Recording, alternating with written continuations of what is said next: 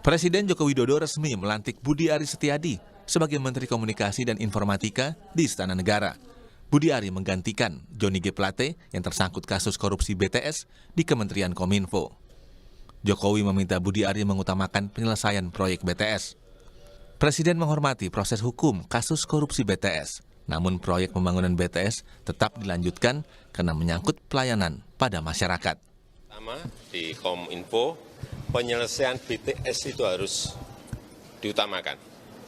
Penyelesaian hukum silahkan berjalan, kita hormati proses hukum, tetapi penyelesaian BTS-nya juga harus tetap berjalan. Karena nanti menyangkut pelayanan kepada masyarakat, terutama di daerah-daerah terdepan dan tertinggal. Jangan sampai kita sudah ada peristiwa hukum, BTS-nya juga terbengkalai. Ini yang saya nggak mau, ini tugas beratnya di situ. Menkominfo Budi Aris Setiadi menyebut akan bergerak cepat mengerjakan tugas tersebut. Tak hanya proyek BTS, Menkominfo segera melakukan penguatan media sosial yang banyak digunakan masyarakat. Kita akan menjalankan apa yang diperintahkan oleh Pak Presiden. Pak, tadi Ya nanti tunggu Pak Presiden. Kita pokoknya nanti akan gerak cepat ini semuanya. Dengan hadirnya Menkominfo baru, menjadi harapan besar bagi masyarakat untuk mampu menjalankan tugas dengan baik sesuai visi Presiden. Apalagi kementeriannya sempat tersangkut kasus korupsi. Bagaimanakah Budi Ari menjalankan tugasnya? Tim Liputan Kompas TV. Saudara, terkait dengan adanya reshuffle kabinet atau perombakan kabinet kemarin, kami hadirkan untuk mengingatkan kita semua komposisi pembagian jatah kursi para menteri di kabinet pada saat ini bagi partai politik maupun profesional. Seperti dalam grafis, dalam kabinet Indonesia Maju saat ini terdapat 19 menteri yang merupakan kader dari partai politik. PD Perjuangan menjadi partai politik yang memiliki 6 kadernya di dalam kabinet. Kemudian ada Partai Golkar dengan 4 kadernya yang menjadi menteri. Dari PKB ada 3 kader menjadi menteri. Ada juga Partai Nasdem yang punya 2 menteri tersisa saat ini di kabinet. Dan juga Partai Persatuan Pembangunan dengan 2 orang menteri. Sementara Partai Amanat Nasional dan Partai Gerindra masing-masing memiliki 1 orang menteri, yaitu Menteri Perdagangan Zulkifli Hasan dan Menteri Pertahanan Prabowo Subianto. Sementara menteri-menteri dari kalangan profesional atau di luar partai politik di kabinet saat ini ada 17 orang. Menteri yang mempunyai latar belakang relawan saat ini 1 orang, yaitu Menteri Komunikasi dan Informatika Budi Aris Setiadi yang baru saja kemarin dilantik. Budi Ari merupakan ketua organisasi relawan Projo atau Pro Jokowi selama ini.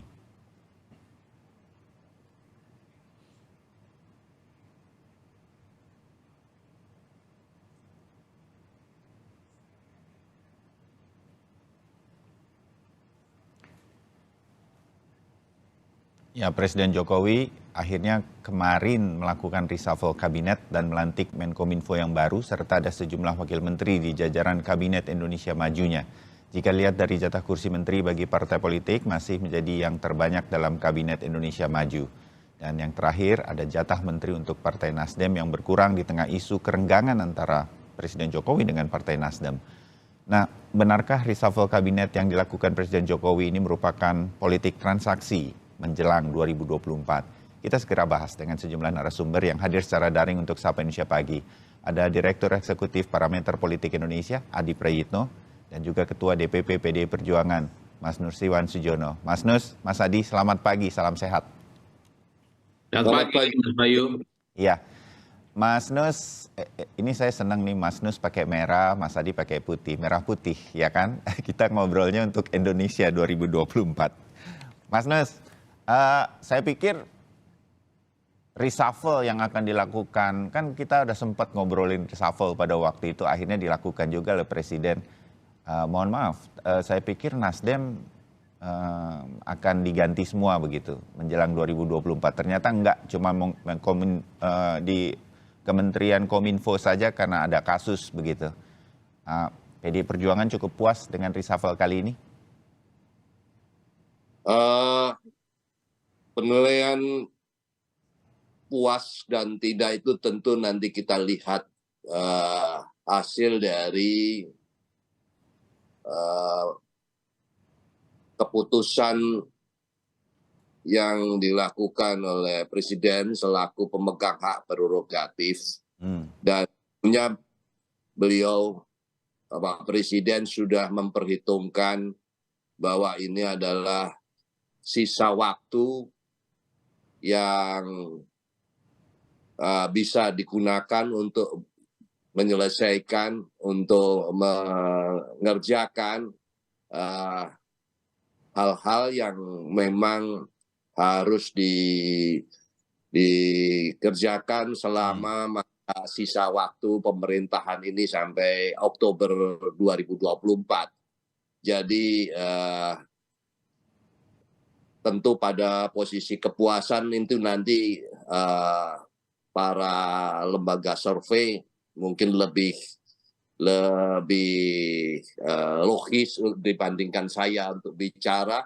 Jadi nanti karena kan gini Mas Nus, PDI Perjuangan dalam beberapa kesempatan kita ngobrol mengenai reshuffle beberapa waktu lalu, kalau kita sedikit mundur, ya kepinginnya Nasdem kalau udah nggak satu jalan ya mundur lah, resign dari kabinet begitu. Tidak dilakukan juga oleh Nasdem, tetapi Presiden Jokowi juga pantas-pantas saja kalau merasa udah ada yang nggak satu visi kan kemudian ditukar begitu. Nah ini yang kita harapkan dalam reshuffle.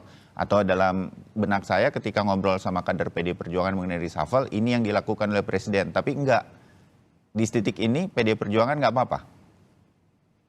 Ya sekali lagi kalau berkaitan dengan kabinet tentu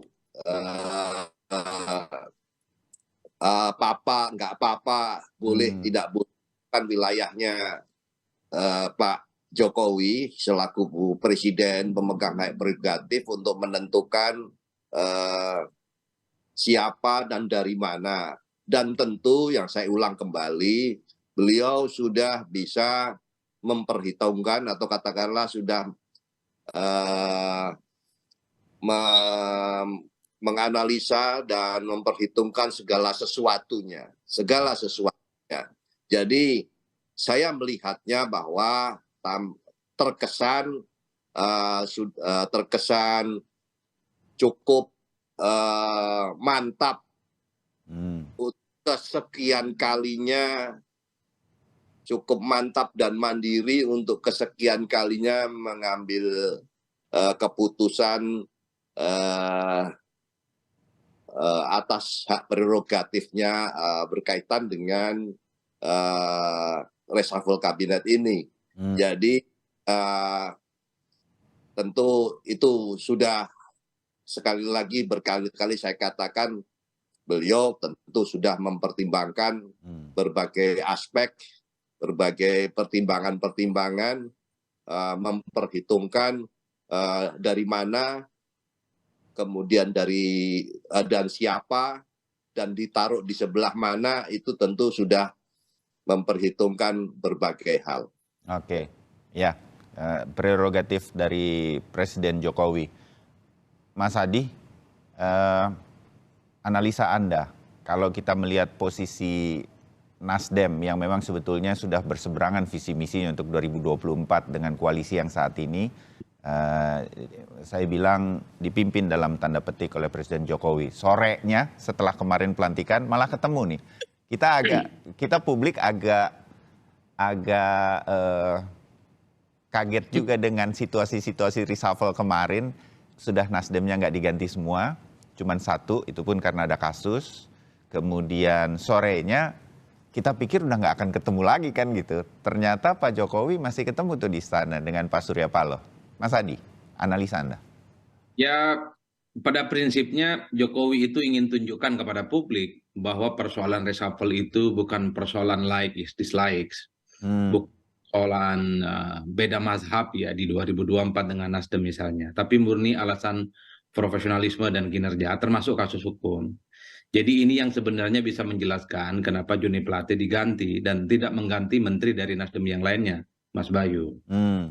Ya, sekalipun misalnya begitu banyak kinerja-kinerja kementerian yang lain, tapi karena masih bisa diharapkan bisa tuntas dan bisa maksimal di 2024, Jokowi sepertinya masih memberikan kesempatan kepada partai-partai manapun, termasuk partai Nasdem yang menterinya ada di dalam itu untuk membuktikan bahwa mereka bisa bekerja.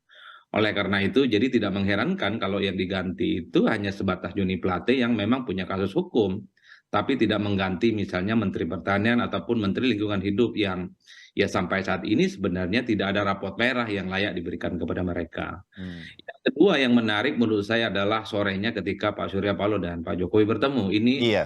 menunjukkan bahwa sekeras apapun persaingan politik misalnya, sekeras apapun perbedaan politik antara keduanya, terkait dengan preferensi di 2024 tidak menutup kemungkinan bahwa komunikasi silaturahmi antara keduanya terus terjalan. Saya kira bagus ini supaya publik tidak mengait-ngaitkan bahwa hubungan Jokowi dan Surya Paloh itu terus mendidih yang akan berimplikasi pada ketidakprofesional presiden misalnya dalam memperlakukan menteri-menteri dari Nasdem. Jadi bagi saya ini menjadi penting, menjadi satu tontonan bahwa sekalipun Nasdem dalam tanda kutip sudah kelihatan menjadi oposisi dari dalam, tapi tidak diperlakukan oposisi yang sesungguhnya, ya buktinya dua menterinya masih aman. Sesuatu yang sebenarnya paling banyak ditunggu juga oleh publik, bahwa dua menteri Nasdem ini juga dianggap wassalam, tapi nyatanya tidak. Ya. Ini yang saya kira menjadi satu tema diskusi yang menarik. Satu sisi kan dulu orang menganggap bahwa semua menteri Nasdem akan di-reshuffle karena persoalan beda politik misalnya di 2024. Nyatanya itu tidak dilakukan oleh Jokowi. Jadi diganti murni persoalan hukum yang membelit kader Nasdem yang saya kira tidak merembet kemana-mana, yang juga menyangkut misalnya Kementerian Lingkungan Hidup dan Pertanian. Yang ketiga menurut saya yang menariknya Mas Bayu, biasanya Jokowi ini melakukan reshuffle kabinet itu pada hari Rabu. Yang Ini belum Rabu ya, betul juga. ya, yang sering disebut oleh publik kalau hari Rabu itu udah Rabu keramat, bukan Rabu kiamat. Tapi kemarin kenapa hari Senin? Kemudian banyak yang menduga-duga, jangan-jangan ini sebagai bentuk reaksi dari istana gitu, karena memang sikap Nasdem dalam apel siaga hari Minggu lalu kan cukup tajam dan cukup keras, seakan-akan ingin mendowngrade semua hal yang sudah dilakukan oleh Pak Jokowi. Satu sisi misalnya menganggap revolusi mental itu sama dengan mazhab perubahan yang mereka usung, tapi footnote-nya itu yang tidak mengenakkan mungkin ya. Tapi revolusi mental itu tidak bisa berjalan dengan maksimal dan tidak tuntas. Makanya itu yang sepertinya suasana kebatinan kenapa reshuffle itu diumumkan hari Senin, bukan hari Rabu. Jadi bentuk spontanitas bahwa ini adalah sikap politik yang tegas dari pemerintah, bahwa ketika Nasdem sudah mulai menyalak, menunjukkan dirinya sebagai oposisi, maka tak ada waktu yang kemudian layak untuk diulur terkait dengan pergantian kabinet itu. Ini kemudian belakangan ini menjadi perdebatan-perdebatan ya, menjadi bumbu-bumbu demokrasi terkait dengan reshuffle kabinet. Tapi overall bagi saya, Jokowi ingin menunjukkan kepada publik bahwa reshuffle itu bukan karena perbedaan politik di 2024, tapi murni alasan hukum dan bukan karena alasan yang lainnya. Jadi tidak kan setelah ada reshuffle sorenya justru bertemu. Apa yang kira-kira dibicarakan dengan Pak Surya Paloh? Kalau mungkin Anda juga punya telinga-telinga di dinding istana begitu, penasaran saya, atau ini sekedar menjaga khasnya Pak Jokowi yang orang Jawa begitu, ada sesuatu yang keras betulnya dia lakukan nih, saya ganti ya gitu. Dan apa kemudian ada negosiasi-negosiasi apa, kan nggak ada yang pertemuan itu terutama ini untuk Pak Jokowi dengan Pak Surya Paloh nggak mungkin nggak berkaitan dengan 2024 yang bisa kita coba tebak begitu apa yang dibicarakan, nggak cuma sekedar ketemu pastikan Mas Adi. Ya pastinya yang dibicarakan banyak hal tentang reshuffle, tentang hubungan keduanya, tentang bagaimana Nasdem dan Istana, soal relationship-nya yang belakangan ini dianggap cukup mendidih suhu politiknya. Tapi bagi saya pastinya Pak Surya Paloh bicara tentang positioning politiknya, soal kemungkinan akan terus mengusung Anies Baswedan dalam poros perubahan maju ya di 2024. Itu tidak bisa dibantah, tinggal bagaimana cara mengkomunikasikannya saja dengan Presiden. Tapi yang menarik adalah ketika Nasdem sudah diposisikan sebagai oposisi, ketika Nasdem sudah dimarginalkan, tidak pernah diajak bertemu misalnya dalam rapat-rapat ketua umum, tapi pertemuan keduanya masih tetap dilakukan. Bagi saya ini dua hal. Pertama mungkin Surya Paloh gitu ya, Nasdem akan menegosiasikan bahwa pilihan politiknya tidak bisa dibantah Mas Bayu. Ini adalah jalan demokrasi yang akan mereka tempuh, bahwa sekeras apapun perbedaan politik, komunikasi, intensitas akan terus dilakukan antara keduanya. Toh semuanya ini adalah pilihan politik demokratis yang tidak menyalahi prosedur-prosedur apapun. Ini yang saya kira menjadi salah satu tema dan fokus pembicaraan antara keduanya. Tapi wallahu a'lam apalagi yang dibicarakan ya, tapi saya membaca rata-rata bahwa Nasdem itu sikap politiknya tidak akan berubah. Iman politiknya akan tetap tegak lurus bahwa mereka terus berusaha mengupayakan Anies Baswedan maju Pilpres melalui poros perubahan dan diusung oleh ketiga partai politik. Oke. Mas Nus, PDI Perjuangan sebagai partai politik yang menjadi pilar utama dari Presiden Jokowi untuk 2 periode ini juga tidak apa-apa bahwa Presiden Jokowi, Pak Jokowi masih bertemu dengan Surya Paloh Nasdem yang memang sudah berseberangan? Mas Oh, tentu itu adalah langkah-langkah yang diambil oleh Presiden, yaitu di dalam wilayah lingkup sekali lagi kebijakan yang di dalam wilayah Pak Jokowi sendiri selaku Presiden. Sehingga setelah diputuskan yang diganti yang mana berasal dari mana, yang menjadi catatan tentu karena perjumpaan itu dilakukan setelah pelantikan. Jadi pada perbedaan biasanya nanti yang menganalisa Mas Adi saja. Adakah perbedaan antara berjumpa sebelum dan sesudah, itu yang pertama. Yang kedua, bagi PDI Perjuangan tadi disebut oleh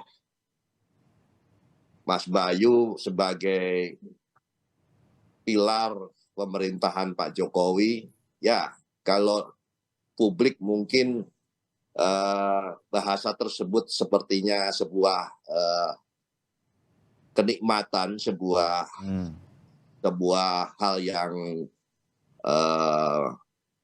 membuat kebanggaan begitu.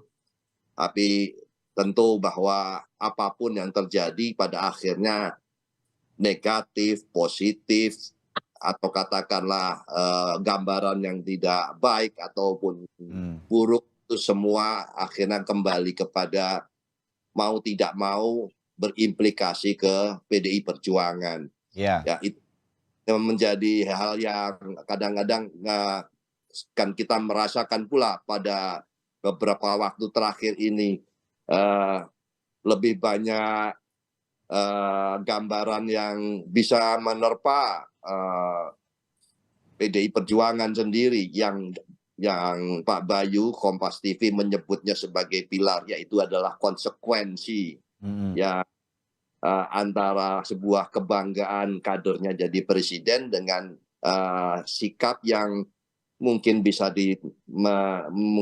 menjadi tidak nyaman bagi partai. Itu hal-hal yang konsekuensi yang harus kita terima saja dalam situasi seperti ini. Yang kita ingin tahu itu Mas Nus, kalau sebagai seorang presiden Pak Jokowi begitu, pasti dia mengerti juga siapa yang mendukungnya secara kuat begitu, partai politik untuk maju kan semua orang pasti mengerti. Hal-hal semacam bertemu dengan Pak Surya Paloh dengan Nasdem kemarin sore di istana itu PDI Perjuangan biasanya sudah tahu lebih dulu, diajak diskusi, atau memang ada di mana waktu-waktu Pak Joko Widodo sebagai seorang presiden memang tidak berkomunikasi dan memang tidak harus. Saya meyakini PDI Perjuangan juga mengerti ada hal-hal yang memang sudah dipercayakan kepada kadernya Joko Widodo ketika menjadi presiden. Nah, pertemuan-pertemuan seperti ini tuh konsultasi dulu atau komunikasi nggak? Bukan konsultasi, saya nggak pas menempatkan ini. Berkomunikasi dulu atau setelah ketemu kemudian dikomunikasikan apa yang dibicarakan dan lain-lain. Sebenarnya PDI Perjuangan tahu nggak mengenai pertemuan kemarin sore itu? Atau sebagai sebuah rencana? Pak Nus? Terlalu jauh lah kalau hal-hal seperti itu. Itu kan sangat wilayah yang wilayah menjadi wilayah kebijakan Presiden Jokowi ya, akan berjuang dengan siapa dan sebagainya. Tadi saya katakan bahwa keputusan reshuffle kali ini sebetulnya juga untuk kesekian kalinya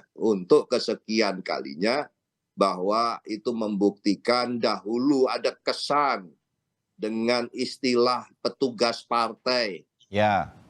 Tidak demikian, semua kebijakan itu kita melihat itu adalah ya sudah, itu adalah wilayah hak prerogatif Presiden Jokowi. Dan untuk kesekian kalinya, saya katakan tidak hanya kali ini. Jadi saya membaca gini soalnya, PDI Perjuangan tuh kepingin kan, koreksi saya Mas Nus dan juga Mas Adi, saya tuh membacanya ketika kita bicara reshuffle pada waktu yang kemudian dilakukan sekarang ini oleh Pak Jokowi itu, ya udah Nasdem kalau memang nggak ada satu visi lagi ya sudah keluar dari kabinet, dan itu kan bisa dilakukan oleh seorang Presiden Jokowi, prerogatifnya. Keras tuh PDI Perjuangan berkaitan dengan ya sudah keluar aja kalau nggak mau dalam satu kapal begitu. Tapi ternyata Presiden Jokowi punya pertimbangan-pertimbangan, langkah-langkah yang saya bilang berbeda nih dengan PDI Perjuangan. Dan ini saling dihormati, PDI Perjuangan menghormati dan Presiden Jokowi pasti mengerti bagaimana mengkomunikasinya dengan PDI Perjuangan. Saya benar nggak, Pak Nus? Ya, benar semuanya sih tidak, tapi hampir sebagian disampaikan oleh Mas Bayu demikian bahwa kembali bahwa tadi saya katakan bahwa itu adalah sebenarnya wilayah di pemerintahan yang di bawah pemimpinan Pak Jokowi, dan beliau memiliki kewenangan tersebut. Jadi kalau urusan ketemu saja harus konsultasi dan sebagainya, tampaknya itu terlalu jauh juga ya, tidak tepat lah. Itu nanti malah menggambarkan hal yang tidak sesuai. Hanya saja secara keseluruhan tentu masing-masing sudah memiliki, masing-masing maksudnya antara Pak Jokowi dan kemudian PDI Perjuangan sebagai tempat beliau, partai politik tempat beliau bernaung, itu masing-masing sudah, sekali lagi tadi saya sudah mengulang kembali bahwa di awal beliau sudah mantap dan memperhitungkan berbagai aspek sampai pada akhirnya hak prerogatif itu diputuskan seperti yang kesekian kalinya, kalau saya hitung sudah berapa?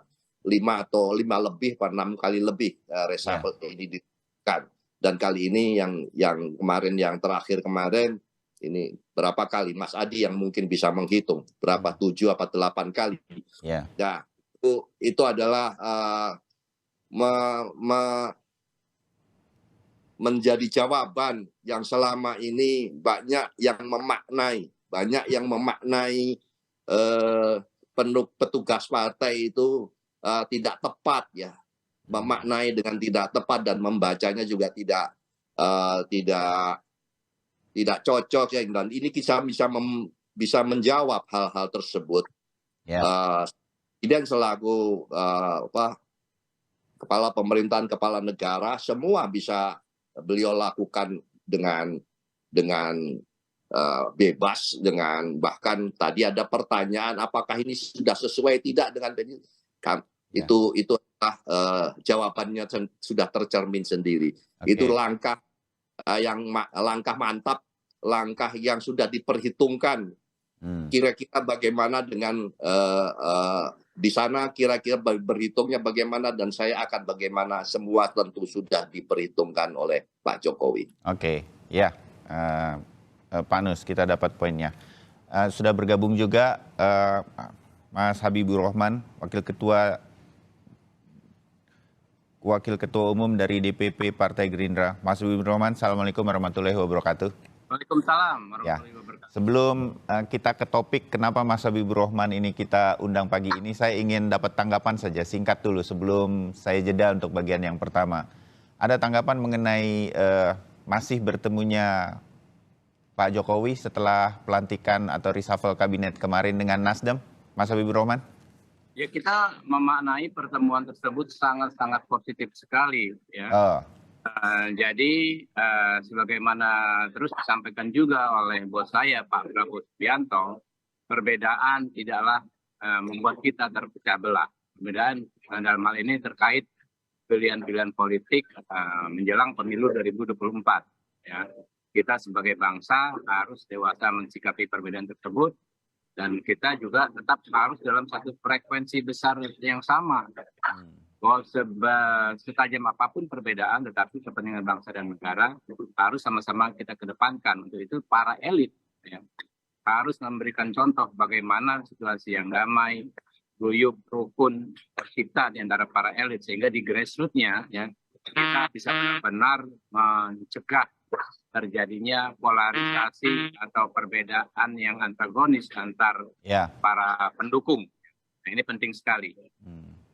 Baik, ya. Di sini mantapnya analisa Mas Nus tadi atau pendapatnya Mas Nus saya garis bawahi biar kita mengerti betul. Dalam politik boleh beda pendapat, keras, berseberangan, tapi berdialog, bertemu untuk membicarakan sesuatu itu ditunjukkan oleh Presiden Jokowi dengan Ketua Umum Partai Nasdem Surya Paloh kemarin sore setelah pergantian salah seorang menterinya di kabinet.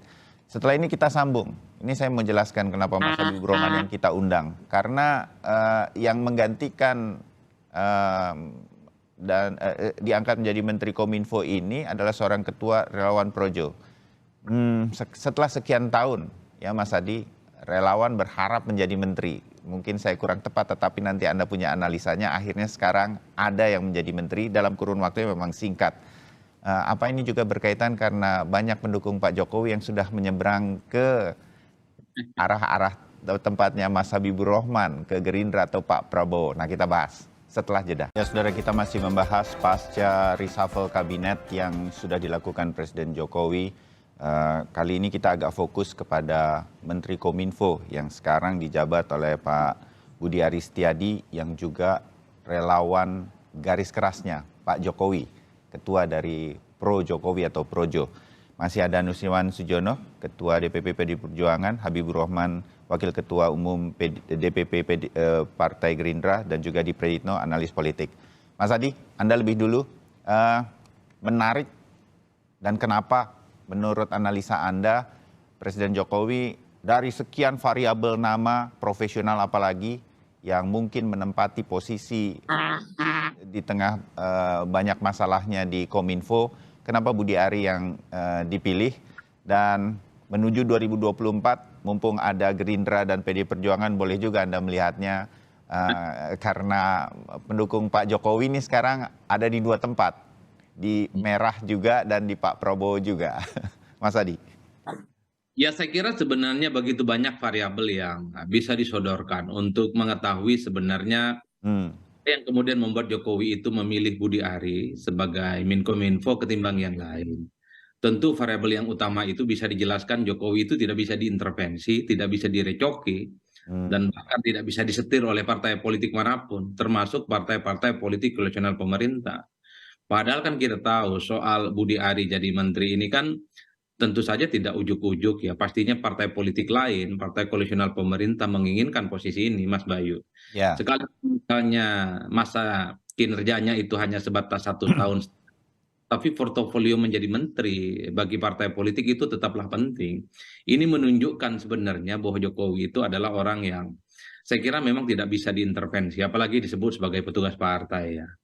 Itu yang pertama. Yang kedua, kalau saya membaca, Pak Jokowi itu hanya ingin memastikan bahwa Menkominfo yang dianggap begitu banyak persoalan itu ditangani oleh orang yang selama ini menjadi kepercayaan Jokowi.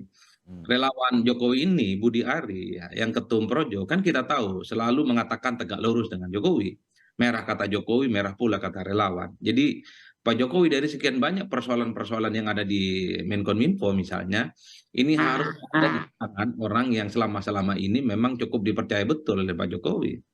Jadi ini yang sepertinya Pak Budi Ari ditaruh di situ tentu dengan harapan bahwa begitu banyak persoalan itu harus tuntas sampai maksimal.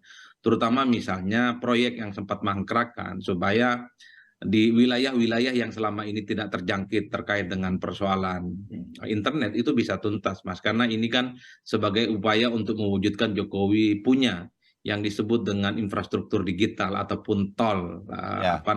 langit itu. Nah, di tangan Budi Ari inilah tentu saja Pak Jokowi berharap betul hal-hal yang terkait selama ini belum maksimal itu bisa dilaksanakan, mengingat Budi Ari ini bukan hanya orang kepercayaan Jokowi, tapi tentu saja diharapkan tidak cawe-cawe dengan urusan politik, tidak cawe-cawe dengan urusan pilpres gitu ya. Tentu kalau publik berharap tetap Budi Ari setelah ditunjuk sebagai menteri harus mengurangi intensitas ya untuk bicara tentang kongsi dukungan politiknya di pilpres. Tentu untuk memantapkan segala hal yang belum dimaksimalkan oleh Jokowi itu bisa setuntas-tuntasnya. Ini yang saya kira menjadi alasan kenapa kemudian Pak Budi Ari ditunjuk oleh Jokowi menjadi menteri ketimbang yang lainnya. Tapi bisa juga yang ketiga, Mas Bayu. Apa itu? Pak Jokowi itu sebenarnya ingin memuliakan posisi para relawan. Ya. Relawan itu kan selama ini kan paling banter ya jadi komisaris ataupun posisi manisnya ya adalah sebagai wakil menteri lah kira-kira begitu. Dengan posisi Budi Ari sebagai ketum Projo yang saya kira punya kontribusi besar terkait dengan pemenangan Jokowi. Jokowi ingin tunjukkan bahwa relawan itu adalah variabel penting yang kemudian bisa dimaksimalkan sebagai bagian instrumen untuk melakukan aksentuasi dan pemantapan kinerja Jokowi. Dan satu hal, dengan hal ini Jokowi ingin memastikan bahwa Jokowi bisa bicara politik itu kan melalui relawan politisnya, Mas. Iya. Kalau misalnya Jokowi di partai karena kapasitasnya bukan partai, tentu tidak terlampau nyaman, tidak terlampau mengekspos dan kelihatan tidak terlampau tuntas bicara tentang keinginan dan preferensi pilihan politisnya. Oleh karena itu, karena Projo ini dinaikkan kelas politisnya, posisinya adalah sebagai menteri, Pak Jokowi ke depan tentu saja akan menjadikan Projo dalam tanda kutip sebagai duplikat dan replikasi kepentingan politisnya untuk menyampaikan pesan-pesan politik kepada siapapun, kepada PDIP, kepada Gerindra, dan kepada publik secara umum. Jokowi memang bukan ketua umum partai, tapi bicara pilpres bisa melalui para relawan-relawannya yang saya kira memang cukup kuat dan cukup solid sampai saat ini. Ya, apakah dengan sekarang kalau kita bicara survei dan lain-lain Pak Prabowo, kalau saya bilang sih seri begitu ya, walaupun unggul sangat tipis dari Ganjar Pranowo. Biar nih Mas Habibur Rahman dan Pak Nus nih ke arah sana sedikit berkaitan dengan reshuffle begitu. Apakah Mas Adi ini juga menjadi salah satu langkah? Karena saya meyakini ini di relawan begitu, Mas Budi Ari menjadi menteri ini sebuah, saya menyebutnya apa, pencapaian begitu kan. Karena memang kerja keras relawan dalam 2 periode ini tetap tidak itu adalah fakta yang kemudian membuat Pak Jokowi memenangkan dan kemudian mempertahankan posisi sebagai presiden. Jadi ini juga menjadi kunci siapa nanti sebetulnya yang merah Pak buat Pak Jokowi atau ini akan betul-betul dipakai nanti di 2024. Karena sekarang saya membacanya agak terbelah pendukung Pak Jokowi. Ada yang ke Pak Prabowo, ada yang ke Pak Ganjar. Mas Adi? Ya pada prinsipnya begitu Mas Bayu. Saya membaca kenapa Budi Ari yang kemudian ditunjuk jadi menteri. Kalau kemarin-kemarin kan ketum Projo ini kan bicaranya tidak terlampau dianggap dan tidak terlampau penting karena posisi politiknya tidak terlampau strategis. Tapi beda ceritanya kalau ketum Projo Budi Ari jadi ini kapasitasnya bukan kapasitas kaleng-kaleng, tapi sebagai kapasitas yang orang cukup dekat dengan Jokowi, kapasitasnya sebagai menteri yang saya kira memang tingkat objektivitas, agresivitas, termasuk resultantenya agak sedikit setara dengan yang lain. Ini yang kemudian sepertinya ingin ditunjukkan kepada publik oleh Jokowi. Relawan itu adalah something. Relawan itu adalah instrumen politik yang bisa menjelaskan apa keinginan-keinginan Jokowi yang sesungguhnya terkait dengan preferensi dan sikap politiknya menuju 2024. Mengingat Jokowi ini kan bukan ketua umum, mengingat Jokowi ini saat ini selalu dibaca oleh publik, sikap politiknya masih dianggap mendua, Mas. Maka satu-satunya cara paling nyaman bagi Jokowi, paling mungkin bagi Jokowi, bicara tentang kecenderungan politiknya adalah melalui para relawan politiknya. Ya, oke. Mas Habibur Rahman, sekarang Pak Jokowi masih mendua, jadi masih bisa banyak foto dan video berkaitan dengan Pak Jokowi dengan Pak Prabowo ataupun dengan Pak Ganjar begitu saya menebaknya. Jadi ini bisa ada khawatiran bahwa kemudian Pak Jokowi akan menyatukan satu waktu nanti para pendukungnya untuk mendukung salah satu dan bisa saja mungkin bukan Pak Prabowo. Mas Habibur Rahman. Ya, pertama saya perlu menyampaikan juga bahwa sudah benar disampaikan Mas Adi Prayitno, ya, penunjukan Mas Muni atau Budi Ari ini sebagai menteri adalah dalam konteks memuliakan relawan, memberikan posisi yang terhormat kepada relawan. Kita tahu ya sebetulnya bukan hanya memuliakan relawan, tapi memuliakan aktivis. Ya. Kita tahu ya, bukan hanya Mas Muni ya, wakilnya ya Pak Nejar Patria juga berlatar belakang relawan yang sejak dahulu kita kenal sebagai aktivis 98. Ya. Keduanya ya selain sebagai aktivis juga mempunyai latar belakang di bidang komunikasi yang sangat erat karena pernah menjadi wartawan di media-media yang sangat-sangat penting. Nah, pemberian posisi yang kepada menteri dan wamen sekaligus di satu kementerian kepada 2 orang aktivis, saya pikir pertama kali terjadi dalam sejarah. Coba kita lihat di kabinet sebelumnya, bahkan sejak zaman Bung Karno sekalipun, sepertinya saya tidak menemukan fenomena yang seperti ini. Jadi memang ini membuat semangat bahwa siapapun kita berkiprah lewat manapun, mau lewat partai politik, mau lewat organisasi relawan, kalau kita memang mempunyai kemampuan, ya, maka kita akan mendapatkan capaian yang layak. Yang kedua, ya, yang tadi ditanyakan soal apakah kita khawatir atau tidak, bagaimana nanti Pak Jokowi menentukan sikap. Kalau kami sih santai-santai saja, ya. Kami menikmati dinamika demokrasi ini mengalir seperti air, ya. Kami lakukan hal-hal yang terbaik. Yang paling penting kami perlu terus menegaskan komitmen kami, komitmen Pak Prabowo Subianto, bahwa kami akan menjaga, akan meneruskan, akan melanjutkan legacy, kemudian prestasi, capaian, dan semua kebijakannya Pak Jokowi yang ada saat ini. Kurang lebih seperti itu. Oh, oke. Mas Nus, kalau dari sisi PDI Perjuangan, saya melihatnya dari sisi apakah kemudian mengkhawatirkan bagi PDI Perjuangan sebagai partai politik begitu di 2024 bahwa relawan nanti akan juga punya peran penting. Kalaupun tidak sama persis, tetapi selama ini sudah dibuktikan relawan juga punya mesin yang bisa menggerakkan seseorang bisa menjadi seorang pemimpin melalui pemilu. Mas Nus. Jadi Mas Bayu, Kompas TV tadi sudah menyampaikan di awal, itulah PDI Perjuangan sebagai pilar-pilar pemerintahan Pak Jokowi Kiai Ma'ruf ini. Ya. Itu sisi kalimat, sisi lain. Di sisi yang lain kita pun juga harus bersiap-siap dengan berbagai narasi yang tidak konsekuensinya tidak baru berapa menit yang lalu, dan ini muncul pertanyaan bagaimana karena ini apakah bisa sejalan dengan PDI Perjuangan atau katakanlah menguntungkan dan tidak. Itu semua ya kita sudah konsekuensi itu harus siap kita menghadapinya karena banyak hal yang tidak menguntungkan, katakanlah bahasa mudahnya demikian. Ya, itu beberapa waktu terakhir ini di satu sisi semua pihak mengetahui Pak Jokowi itu berasal dari mana, tapi begitu ada sesuatu hal yang sifatnya mungkin tidak sejalan, itulah yang akan muncul di publik ya. Jadi ini saya tadi sudah mengungkap bahwa ini sebenarnya menjawab salahnya memaknai istilah petugas partai yang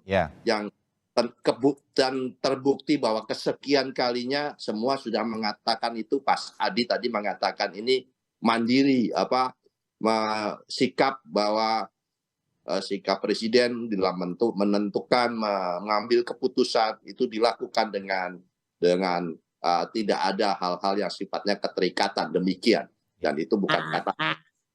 Jadi sebenarnya karena kami sudah cukup kesekian kalinya melalui proses demokrasi ini, konsolidasi internal tetap berjalan seperti biasa, dan kita terus mensolidkan di internal untuk menghadapi pemilu 2024 ke depan. Sehingga apapun ya sudah, kita itu satu-satunya cara adalah melakukan konsolidasi yang terus-menerus kita lakukan untuk mensolidkan barisan kita untuk menghadapi pemilu ke depan. Kita tidak bisa terayun-ayun dengan berbagai kemungkinan dinamika politik yang akan muncul, meskipun itu kadang-kadang memberatkan di secara psikologis atau katakanlah posisi tidak nyaman, tapi itu konsekuensi yang harus siap kita hadapi. Baik, saya harus menutup obrolan kita atau diskusi kita pada pagi hari ini setelah kita melihat apa yang dilakukan Presiden Jokowi yang kita sudah lihat tanda-tandanya cukup lama, reshuffle kabinet. Dan kita percaya bahwa ini adalah prerogatif Presiden dengan penuh pertimbangan sudah dilakukan, dan semua termasuk partai politik pendukung, ada Gerindra, ada PD Perjuangan dan partai politik lain, tinggal kemudian berharap yang terbaik dalam 1,5 tahun ke depan untuk Kabinet Indonesia Maju ini menyelesaikan banyak tugas-tugas yang tersisa. Terima kasih Mas Adi Prayitno, Mas Habibur Rahman, dan Mas Nus. Sama-sama, sehat. Sampai ketemu lagi. Selamat pagi.